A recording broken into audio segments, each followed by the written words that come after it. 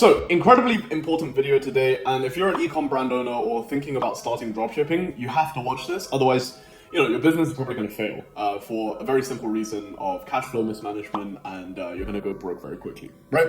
So we're going to be talking about e-commerce margins, and I'm going to explain it in like crazy detail. I haven't seen this really broken down anywhere before online. And if you don't have 15-20 minutes to kind of like watch this video, then up to you whether you're serious about business or not. So let's jump into it, right? Why is gross margin so important, you might ask? Well, it's because you start a business to make profit, and if you're not making profit, you're basically a charity, right? So you need to really understand your numbers in order to scale, and understanding your gross profit margins is kind of like a really big part of that. So let's first of all define gross profit, right? Because this I don't think is like the dictionary definition or like the textbook definition of gross profit. But basically the way I like to see gross profit is the revenue minus any variable cost. And I mean any, right?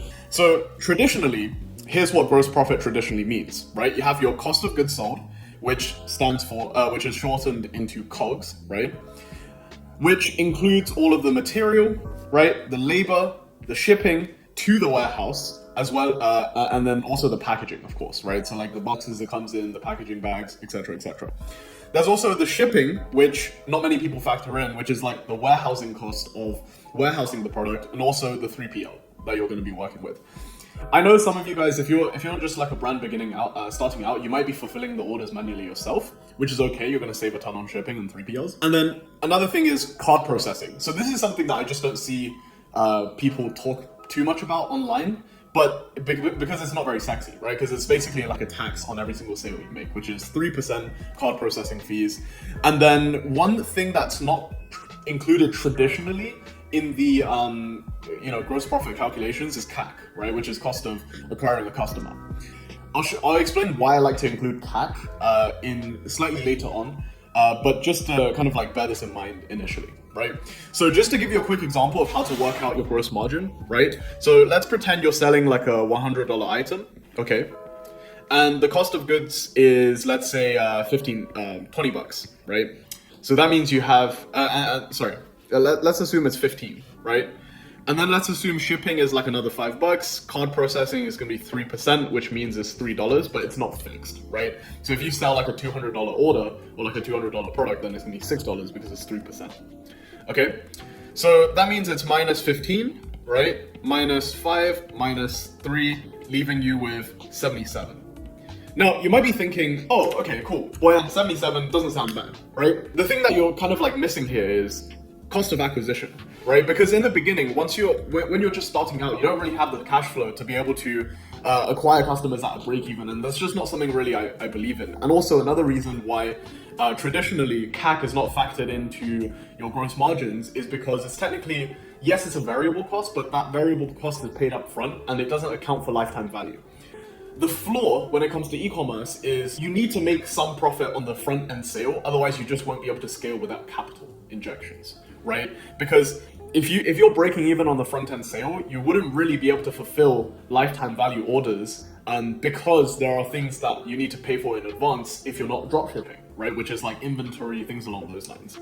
So that's why CAC is really important, right? So let's say you sell a very good product, it hits product market fit, and your return on ad spend on the front end is going to be like 5x ROAS, right? Meaning you have, let's say for $100 in sales, you spend $20 to acquire the customer, right? So now your gross profit went down from 77 all the way down to 52. Okay. Now, this is, I'll talk about why I'm having like a bad example, because this is assuming you already know your numbers, you already know what kind of targets you should be hitting as a business, right? And you laid out your product in such a way where it's okay, you have room to grow and you have room for profit, right? Let's look at the scenarios now, right? Let's say you're a brand that's doing, let's say 100,000 in a month, which probably you're not, right? Let's make a more realistic assumption. You're doing around 20K because you're watching this video. If you're doing 100K, this video will still be probably quite helpful for you guys, because when I was running ads and some of the founders I've worked with in the past, they were running on incredibly thin margins to the point where sometimes they were even losing money. And I'll show you why exactly they were losing money in like 2 minutes, right? So stick with me here. Very important you watch this video. So let's say you're doing 20K per month in revenue, around 240K a year, right? You might be thinking, oh, I'm a six-figure business owner. You're broke. What do you know? You're barely making more money, okay? And here's why. So given the example above, right, that means 20K, out of this 20K, only around 50% you keep as gross profit, meaning you retain 10K, just under 10K actually, because it's 52%, right, if you remember. So just under 10K per month in gross profit. Now, this gross profit is the amount you can actually live on. You can actually spend on R&D, product development, new inventory, right? Education on yourself, probably because you're still quite junior and you don't really know what you're doing, right? So, of course, being the good business owner you are, let's say you're extremely frugal and you're living on like $1,000 a month. Washing my clothes in the shower with me, I'm saving at least $15 a month. Honestly, I've lived on between like $500 to $1,000 a month back in 2020 with inflation. You can imagine, like, it wasn't a very good lifestyle, right? Let's say you give yourself 1K, but more realistically, if you're paying rent and things along those lines, you're probably gonna spend between 1 to 1.5K. Let's say that leaves you with kind of like 9K remaining, right? If you're doing 20K per month, you're probably gonna need to spend on some freelancers, things along those lines, probably not working with agencies, but you have like maybe one other team member to pay for. Meaning that's probably gonna be around, let's say, we'll be generous here. Let's say 2K, okay? So that leaves you with 7K, right, remaining, which then you'll need to spend on things like inventory, softwares. So let's say software is gonna run you about another 500, right? Meaning you're gonna have 6.5, okay? Now, if you wanna keep inventory for the long run, you're probably gonna have to front end some of this, right? So let's say you put, 3K aside for inventory, because remember, to do 20K per month, your cost of goods sold and the shipping and things along those, let's just take COGS, right? It's 15%, right? So let's say you wanna do another 20K a month, then you will need to front end exactly 3K, right? And that's where I work this number out from, because you need to pay the cost of goods sold in advance. You're probably not at a stage where you could do like financing with your manufacturer, where you pay like 50% down and then like 50% later on, right? So you have 3K that's gonna go out of your bank account, which leaves you with 3.5. Now 3.5, right? Not much, especially if you're spending, let's say 1.5, leaving you with 3. That's money you need to do R&D in terms of product development. We still haven't talked about photography for new products, shooting content, for example, maybe working with a few content creators to get some more UGC. Honestly, razor thin margins already, and this is assuming you have good COGS, right? So it's super, super important that I drive this point home for you guys. You need to understand your numbers, otherwise you can bleed your bank account very, very quickly, right? So, this is for people who kind of like know what they're doing a little bit, right? In the good scenario. Let's assume the bad scenario in the sense that you jumped into this business model and because you got sold on the whole like build up brand for lifestyle or whatever, right? And you don't really understand what your target margins are, things along those lines. By the way, if you're struggling with this, I'm gonna provide solutions to these problems at the end as well. So yeah, give me a few minutes and I'll show you how bad it can really get, right? So let's say you spend, $30 to manufacture the product, right? So you double your COGS, shipping stays the same because, most likely your packaging sizes don't really change. Processing is gonna be same because you're selling for $100 each. And then CAC, let's say, this could vary, right? So let's say you don't really know what you're doing with advertising, but you have a banging product, right? So your CAC is gonna be $25, okay? So at $25 plus 30 plus, the 8, that's gonna bring your total to, 55, 50, 63, okay? So you just went from, this number down to $63 in gross, meaning on a $100 sale, you're making $36, okay?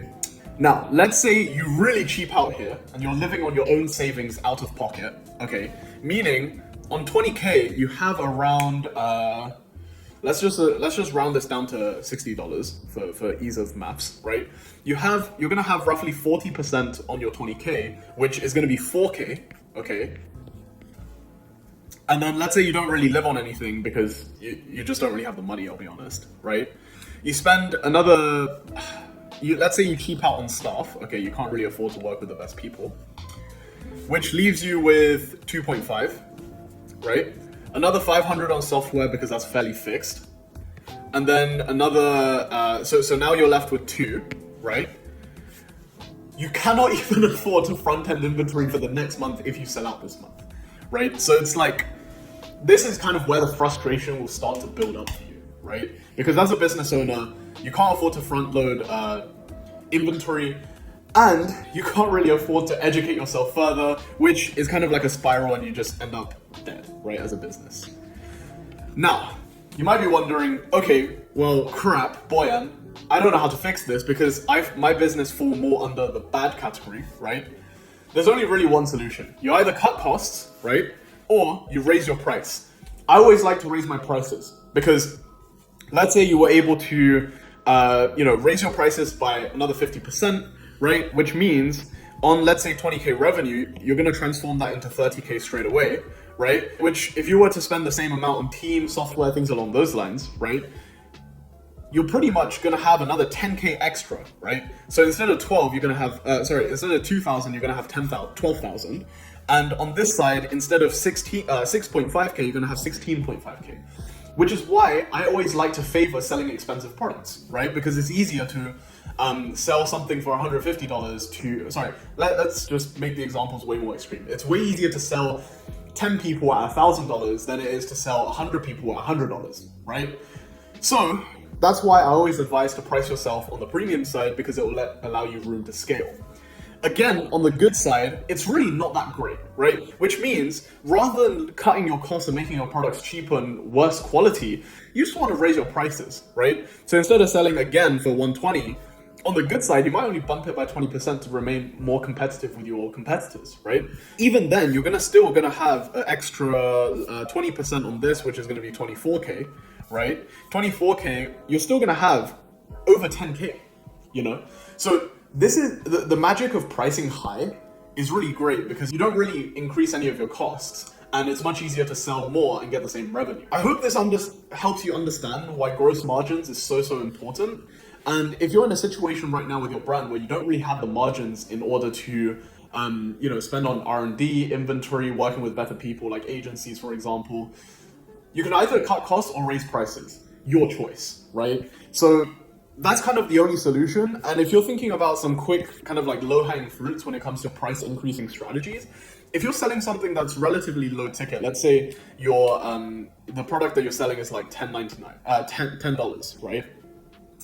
You can increase your profit by 10% without changing anything, without affecting conversion rates, without affecting CAC. And the easiest way to do this is literally just add a 99 to the end of your sale, right? So going back, and I'll show you, you might be thinking, oh, another 99 cents doesn't really make a difference. It makes a big difference, okay? So let's say you were doing 20K, right?